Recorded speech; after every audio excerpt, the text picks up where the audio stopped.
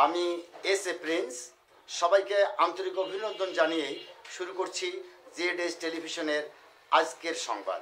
সংস্কারের অভাবে শ্যামপুরহাট টু বসন্তপুর ময়নাকুড়ি পাকা রাস্তাটি জরাজীর্ণ খালে খন্দে পরিণত হয়ে যানবাহন চলাচলে এখন ঝুঁকিপূর্ণ। বিগত আওয়ামী সরকারের আমলে সংসদ সদস্যসহ সংশ্লিষ্ট কর্তৃপক্ষের নজর পড়েনি এই জরাজীর্ণ পাকা রাস্তাটির উপর। নিত্যদিনে হাজারাধিক পরিবারের চলাচলের নির্ভরযোগ্য এই রাস্তাটি, এমনটাই দাবি স্থানীয় জনতার। নাম কি? মোহাম্মদ আব্দুল সত্তার। গ্যাস্ট্রিকের ব্যথা ভাষা আছে।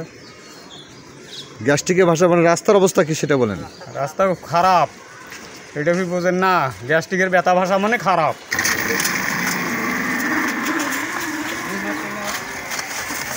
শ্যামপুরহাট থেকে ময়নাকুড়ি যাওয়া এই রাস্তাটা, এখানে ৫-৭ হাজার পরিবার এই রাস্তার সাথে জড়িত। আমরা এই যে কাদার সময়, সামনে বন্যা, এই সময়ের মধ্যে আমরা চলাচল করতে বিলম্ব হয় আমাদের। রাস্তাঘাটে এই হরিপুর, বসন্তপুর, বালাচড়া, ময়নাকুড়ি, শিবপুর, কিশামত, বসন্তপুর সবাই আমরা এই রাস্তার ওপর নির্ভর। এই রাস্তাটা 15-16 বছর ধরে কোনো কাম কিছু হয়নি। এখানে আওয়ামী লীগ সরকার এই কাজটা কোথায় কোথায় নিয়ে যায় যে করে, এই কাজটা খালি শুনি আমরা যে এই কাজটার বাজেট হয়েছে, এই কাজটা। এখন আপনি বর্তমান সরকারের কাছ থেকে বা সংশ্লিষ্ট কর্তৃপক্ষের কাছে আমরা চাচ্ছি যে এই রাস্তার কাজটা দ্রুত গতিতে বন্যার আগে যেন আমাদের এই কাজটা যেন সংস্কার করে। শ্যামপুরহাট থেকে ময়নাকুড়ি গ্রামের রাস্তাটা দীর্ঘদিন ধরে ভাঙ্গা, এর লোকজনের চলারও অসুবিধা হয়েছে। আপনারা জানেন যে এই রাস্তাটা অনেক দিন ধরে অবহেলিত এবং এই এলাকার লোকজন চলতে খুব কষ্ট হচ্ছে। এই ফেসিস আওয়ামী লীগের ভোটার এমপি বলেছিল যে তার এলাকায় নাকি কোনো ভাঙ্গা রাস্তা নাই, শুধু মানুষের বাড়ি যাওয়ার রাস্তাটাই বাকি আছে।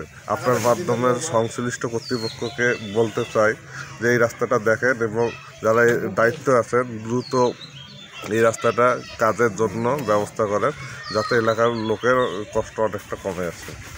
মঞ্জুর, কি অবস্থা? রাস্তাঘাটের অবস্থা কি? রাস্তা তো ভাঙা, ভালো না, যাইতে কষ্ট হয় খুব। মঞ্জুর,